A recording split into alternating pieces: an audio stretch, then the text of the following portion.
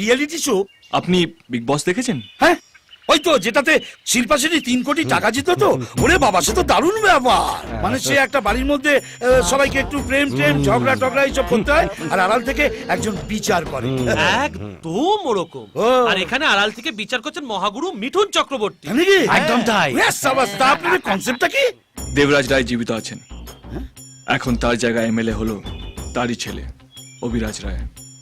সে ব্যাপারটাকে কিভাবে দেখছে, কতটা খুশি হচ্ছে, বিভিন্ন রকম সমস্যাকে কিভাবে হ্যান্ডেল করছে, আর এইসব ঘটনাগুলো ধরা দেবে আমাদের গোপন ক্যামেরার মধ্যে।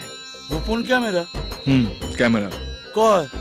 ওইদিকে দেখুন, ওইদিকে, ওখানেও আছে। যেহেতু শোটা দেবরাজ রায়কে নিয়ে, উনি যতক্ষণ থাকবেন ক্যামেরা চলবে। সব ক্যারেক্টারদেরকে অভিনয় করে যেতে হবে, বাকি সময়টা রিল্যাক্স করতে পারেন। আচ্ছা, তা আমাকে এখানে কিভাবে ইউজ করছেন? মানে আমার ক্যারেক্টারটা কি? আপনি কি করতে চান, পজিটিভ না নেগেটিভ? অবশ্যই নেগেটিভ। পজিটিভের মধ্যে কিছু তো থাকে না। আপনার ফার্স্ট শট, ডট 11টা। 11টা। Outside alert, outside alert, father is coming. হুজুর, আমি আমার মেয়ের বিয়ের জন্য স্বর্ণকমল বাবুর কাছ থেকে 25,000 টাকা আমি ধার নিয়েছিলাম। এখন আমাকে বলছে যে পুরো টাকাটা দাও, না হলে জমিটা লিখে দাও। আচ্ছা, তাহলে সেই সোনার পাথর বাটিটা কোথায়? এই যে এখানে। এই, কি ভেবেছিস এমএলএর কাছে কমপ্লেন করলে পার পেয়ে যাবি? এরকম 10-20টা এমএলএ আমার চোরা পকেটে থাকে। আপনি ভুল জায়গায় এসে ভুল লোকের ওপরে রোয়াব ঝাড়ছেন। আপনি ওর টাকাটা ফেরত দেবেন কিনা? আপনিও ভুল লোকেশনে ভুল অডিয়েন্সের সামনে ভুলভাল ডায়লগ বলছেন। এটা আমার বিজনেস। সুদের ওপর সুদ, তার ওপর সুদ, তার ওপর সুদ খাটাবো। মারের উপর মার, তার উপর মার, আবার তার উপর মার খেলে সব ইচ্ছে টিচ্ছে বেরিয়ে যাবে। এই, কি করবেন আমাকে? মারবেন? মারুন তো দেখি। 2-4টা চালা চামুন্ডা নিয়ে মনে হচ্ছে কেউ কেটা হয়ে গেছে। ওসব দিন চলে গেছে। এখন পকেটের জোর যার, কোমরের জোর তার। এই বুড়ো, তোরা তো ফাটছে কিসে রে? আমার দিকে আবার ড্যাপ ড্যাপ করে তাকিয়ে চোখ গেলে দেবো। কি মালটা? কি মারো খেতে হবে নাকি? বলছি কি, আপনি তো অ্যাক্টিং করে হিরোকে খেয়ে নিচ্ছেন। তা তো করবো। হ্যাঁ, তো হিরো চড় না মেরে যদি আপনাকে চেপে না দেয় তাহলে তো হবে না। তাই বলছি কি, আপনাকে বাঁচতে গেলে কিছু বলতে হবে, আর নাহলে বাদ হয়ে যাবেন। আপনি যান। তোমার কাজে আমি খুব খুশি হয়েছি। আমার কাছে ভাড়াটে গুন্ডা হিসেবে কাজ করবে। হ্যাঁ হ্যাঁ, খুব করেছিল। এসেছে। আরে বাপ কা বেটা, সিপাই কা ঘোড়া। কালকের মধ্যে ওর কাছে যেন টাকাটা পৌঁছে যায়, না হলে মেয়ের চামড়া তুলে নেব। মিঠুনদার কাছে হিরো হবার জন্য এসব সত্যি সত্যি আমাকে ছেড়ে দিতে পারে। ওরে, আমিও পাকা খেলোয়াড়। কি হলো, দেবেন না? দেবো দেবো দেবো, এই দিয়ে দেবো, দিয়ে দেবো, সব টাকা দিয়ে দেবো। আমাকে ছেড়ে দিন। এবার যান, ওনার কাছে গিয়ে ক্ষমা চান। হ্যাঁ, যাই। কোথায় বুড়োটা?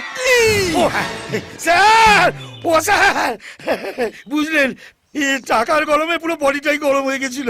এই জন্য আপনাকে উল্টোপাল্টা কথা বলে ফেলেছি। আমাকে ক্ষমা করবেন স্যার। ঠিক আছে, ঠিক আছে, এখন থেকে মানুষের ভালো করার চেষ্টা করো। যাও। 1 মিনিট। মানুষকে ভালোবাসার পাঠটা ভালোই করেছেন, কিন্তু যতই ওই মুখ চোখ ঘুরিয়ে আপনি ইয়ে করে না গেল, মাগুরু কিন্তু আমাকেই প্রাইজটা দেবে। এই অভি, এ হতভাগা এখনো বদলায়নি। একে আরো ঘা কতক দে তো। Outside relax, outside relax. আচ্ছা, আপনি ওনাকে এমন কি বললেন যে উনি আপনাকে মারলো?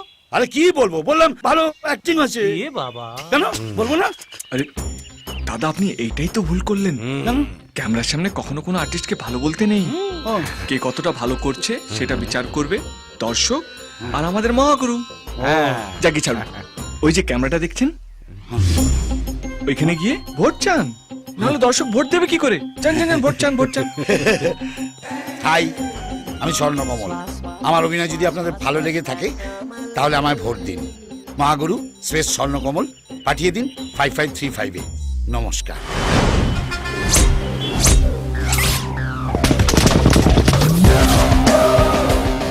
গুরু নায়কের গ্যাং মেম্বারদের অনেকেই ধরা পড়েছে। তাদের কাছ থেকে অনেকগুলো এক্সপ্লোসিভস এবং আর্মস খুঁজে পাওয়া গেছে। তাদের দিল্লিতে একটা বড় দুর্ঘটনা ঘটানোর কথা ছিল। খুব শীঘ্রই এই ক্রিমিনালকে আমরা অ্যারেস্ট করব and I'll bring him to justice.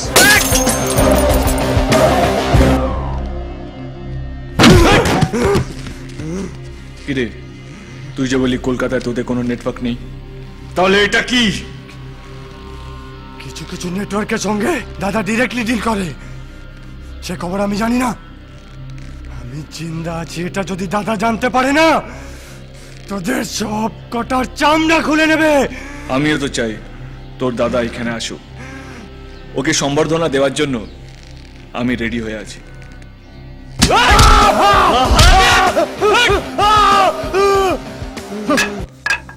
Kolkata network সম্পর্কে ও কিছু জানে না, খবরটা কমিশনারকে দিতে হবে। প্রোটোকল ভেঙো না। কোনোদিন দেখেছো অজিত ব্যোমকেশ বক্সিকে টপকে হায়ার লেভেলে নিজে থেকে যোগাযোগ করছে? যা বলার আমি বলবো। आप लोग जरा बाहर जाइए। জি স্যার।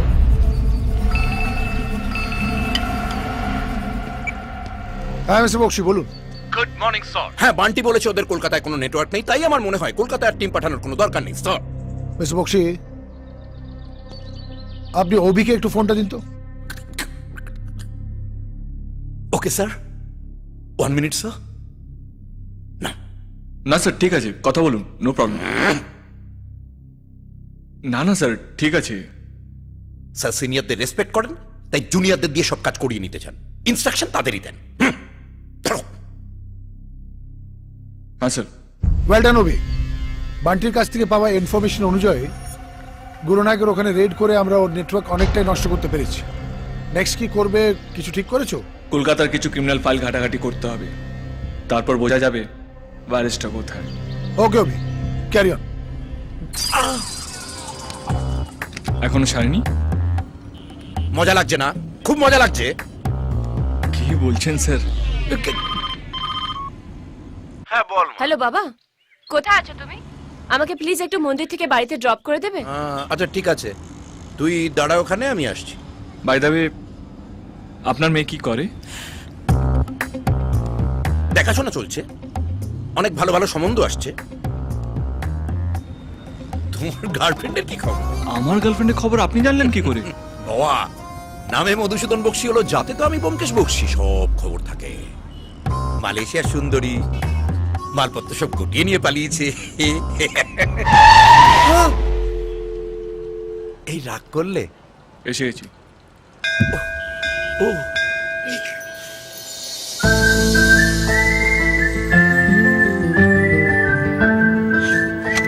বাবা, প্রসাদ। দে, হুম। ওকে একটু দে। অভি আমার জুনিয়র, আর ও হচ্ছে পূজা, আমার বড় মেয়ে। হাই, এতটাও এক্সপেক্ট করিনি। কি এক্সপেক্ট করেন? এই যে আপনার মেয়ে, মন্দির, পুজো। হ্যাঁ, আমি ওদের ওভাবেই গড়ে তুলেছি। এ দেখো না, কয়েকদিন আগেই দিল্লিতে আইপিএস এর একটা পরীক্ষা দিয়ে এলো। তোমার চিটিংবাজ গার্লফ্রেন্ডের মতো বাবাকে না বলে মালয়েশিয়ায় ফ্যাশন শো করতে যায়নি, বুঝলি মামনি? বাবু মালয়েশিয়ায় গিয়ে এক সুন্দরীর প্রেমে পড়েছিলেন, ব্যাস লেঙ্গি খেয়ে গেছেন। এ তুমি কাদের পাল্লায় পড়েছিলে অভি? আমি এখানে থেকে বুঝতে পারছি মা মেয়ে দুটোই চিটিংবাজ, আর তুমি ওখানে থেকে বুঝতে পারলে না।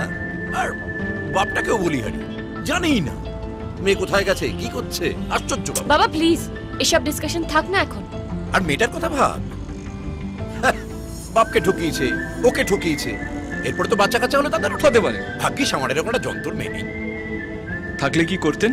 আপনি এবার একটু চুপ করবেন প্লিজ। কেন রে মামনি, কি হলো? বাড়ি এসে গেছে বাবা। ওহ, এসো এসো, ভেতরে এসো। মামনি কোথায় যাচ্ছে? বসে কানে। আরে ওকে দেখে লজ্জা পেতে হবে না, জুনিয়র। বসো। ওগো, একটু সুপারমার্কেটে যাওয়ার ছিল, যাবো? কি আর জিজ্ঞেস করার কি আছে, যাও। তোমাকে না জানিয়ে কোনোদিনও বাড়ির বাইরে পা দিইনি তো? শুনলে বিয়ের সময় সেই যে মাথা নিচু করেছিল আর মুখ তুলে কথা বলার সাহস পায়নি। 22 বছর ধরে সেই একই ট্র্যাডিশন চলছে। স্যার মুখটা একটু তুলতে বলুন ম্যাডামকে।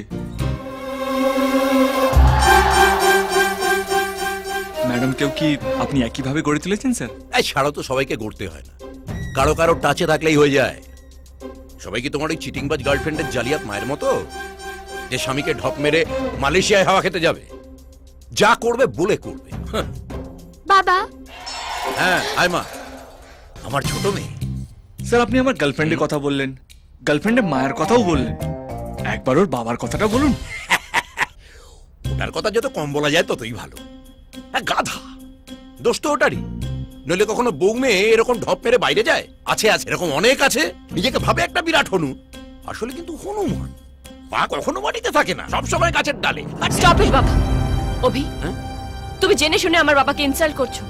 আরে কি হয়েছে একটু পরিষ্কার করে বলতো। আমি বলছি স্যার, হ্যাঁ মালয়েশিয়ায় যে মেয়েটাকে আমি ভালোবেসেছিলাম সে আর অন্য কেউ নয়, আপনারই মেয়ে পূজা। আপনি ঠিকই বলেছেন স্যার, দোষটা ওর বাবারই। 12টা দেশের মধ্যে থেকে আপনার মেয়ে সেরা হয়েছে। আপনি নিজের মেয়ের ট্যালেন্টটা কোনদিন বুঝতেই পারেননি, সেটা আপনার ভুল। কিন্তু ম্যাডাম সেই ভুলটা করেননি। পূজা ভয়ে তার প্রফেশনের কথাটা আপনাকে বলতে পারেনি, কিন্তু আজও মুখ খুলেছে। কেন জানেন স্যার? কারণ ও ওর বাবাকে কারো কাছে ছোট হতে দেবে না বলে।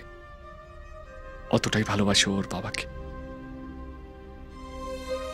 আমি আমার লিমিটটা জানি ম্যাডাম, কিন্তু কখনো কখনো ভালো করতে গেলে লিমিটটা ক্রস করতে হয়।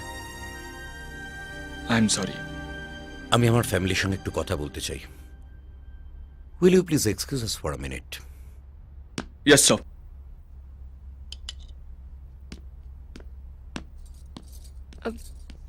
বাবা আসলে আমি ভাবতাম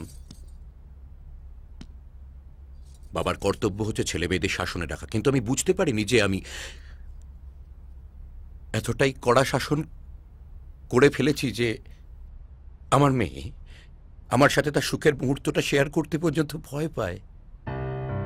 তোদের যা ইচ্ছে হয় করিস, কিন্তু প্লিজ আমায় একটু জানাস, বাইরের কারো কাছ থেকে যেন আমায় জানতে না হয়। আরেকটা কথা, এই ছেলে কিন্তু খুব ডেঞ্জারাস। ওর অপারেশন আর প্রেম দুটোই মারাত্মক। একটু সাবধানে হ্যান্ডেল করিস। All the best.